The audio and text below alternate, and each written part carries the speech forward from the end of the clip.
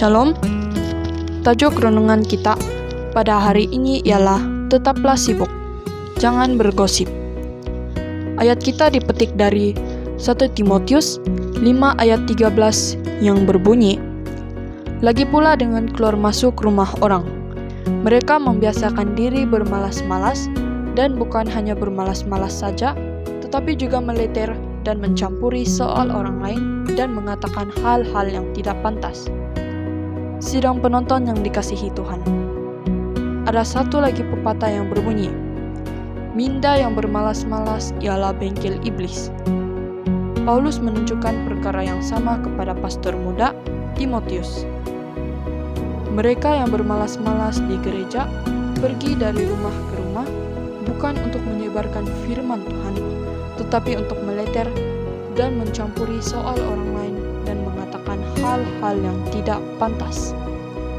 Jika manusia tidak sibuk, mereka cenderung untuk mencampuri urusan orang lain. Apakah maksudnya? Orang-orang yang suka menjaga tepi kain orang ialah orang-orang yang mengambil peduli akan urusan orang lain kecuali urusan mereka sendiri. Walaupun terdapat banyak perkara yang harus diperbaiki dalam hidup mereka sendiri, namun mereka berusaha untuk membetulkan orang lain, yang secara realitinya memerlukan kurang kerja-kerja pembaikan berbanding dengan mereka. Apakah yang diberitahu oleh Yesus kepada kita dalam khotbah di atas bukit? Mengapakah engkau melihat selumbar di mata saudaramu, sedangkan balok di dalam matamu tidak engkau ketahui? Bagaimanakah engkau dapat berkata kepada saudaramu, "Biarlah aku mengeluarkan selumbar itu dari matamu," padahal ada balok di dalam matamu?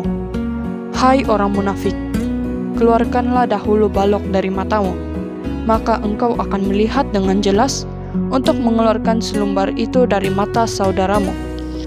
Apabila orang yang bermalas-malas datang kepada kita dengan cerita-cerita dongeng mereka, kita harus bertindak balas terhadap mereka seperti yang dilakukan Nehemia ketika membina tembok di sekeliling Yerusalem. "Aku tengah melakukan suatu pekerjaan yang besar. Aku tidak bisa datang. Untuk apa pekerjaan ini terhenti? Oleh sebab aku meninggalkannya dan pergi dari kamu." Sidang penonton yang dikasihi Tuhan, marilah kita memimpin melalui teladan kita. Apabila orang lain terlibat dalam pemikiran kritis dan memikirkan hal-hal yang kritikal, marilah kita tunjukkan dengan semangat kita bahwa suatu pekerjaan yang hebat harus dilakukan untuk semua mereka yang mempunyai iman kepada Tuhan Jurubina. Dia akan membina gerejanya, walaupun dengan para pembina yang kurang sempurna. Jadi, marilah kita bina bersama dengannya. Mari kita berdoa. Bapa Surgawi, bantulah kami agar kami dapat menjadi pemimpin melalui teladan kami yang sentiasa memantulkan sifat Kristus. Dalam nama Yesus kami berdoa. Amin. Shalom, Tuhan memberkati Anda.